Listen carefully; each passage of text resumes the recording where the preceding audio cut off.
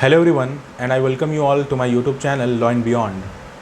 आज के इस वीडियो में हम बात करने वाले हैं एक ऐसे इंसान की जो सिर्फ एक पेंटर या स्कल्प्टर ही नहीं बल्कि एक विजनरी था। जी हाँ, हम बात कर रहे हैं लियोनार्डो डा विंची की। Let's dive into some of the amazing facts about this genius that will astonish you. So let's get started. हम सब जानते हैं कि लियोनार्डो डा विंची ने मोनालिसा जैसी और द लास्ट सपर जैसी इमॉर्टल पेंटिंग बनाई, लेकिन क्या आपको पता है कि Leonardo da Vinci was also an architect, an engineer and a scientist. उन्होंने एनाटॉमी, फ्लाइट और हाइड्रोलिक्स में आगे काफ़ी रिसर्चेस करी हुई थी। कौन सोचा होगा कि एक पेंटर भी ऐसे फील्ड्स में एक्सपर्ट हो सकता है। देखिए, लियोनार्डो डा विंची अपने साथ एक वेपन भी लेकर चला करते थे। वो वेपन था उनका नोटबुक। उस नोटबुक में उन्होंने काफ़ी चीज़ें डिज़ाइन की थी जो उस टाइम में इम्पॉसिबल हुआ करती थी। जैसे कि उन्होंने एक हेलीकॉप्टर का भी ब्लूप्रिंट बनाया था 1400s में। इमेजिन करिए एक flying machine at a time जब उसका कोई कंसेप्ट ही नहीं हुआ करता था। डा विंची का एक और सीक्रेट था, वो था उनके लिखने का राइटिंग स्टाइल, यानी कि उनके लिखने का तरीका जो था मिरर राइटिंग।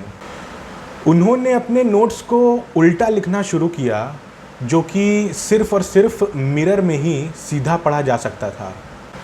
कई लोगों का मानना है कि वो इसलिए ये किया करते थे क्योंकि उनके राइटिंग्स और रिसर्च सीक्रेट रह सकें। सोचिए, कोई इंसान कितना अहेड ऑफ टाइम हो सकता है उस समय में।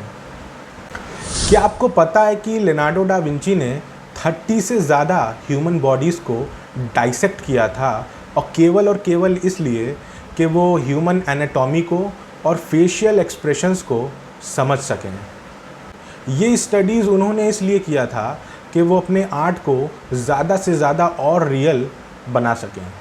आज के टाइम जो चीज़ें डॉक्टर्स जानते हैं, उस टाइम लियोनार्डो डा विंची को वो चीज़ें पता थीं, थैंक्स टू हिज डेडिकेशंस।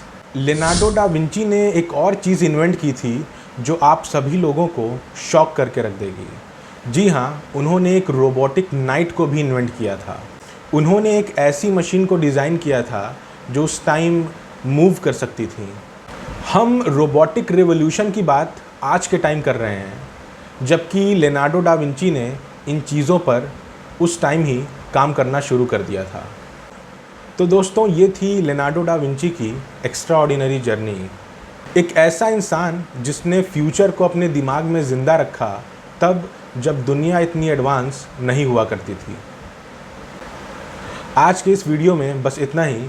अगर आपको हमारा वीडियो या लेक्चर अच्छा लगा तो आप इसको लाइक करिए, शेयर करिए और सब्सक्राइब करिए, और कमेंट में बताइए कि आपको लियोनार्डो डा विंची के बारे में कौन से ऐसे अमेजिंग फैक्ट्स अच्छे लगे। मिलते हैं आपसे अगले हफ्ते एक नए वीडियो के साथ।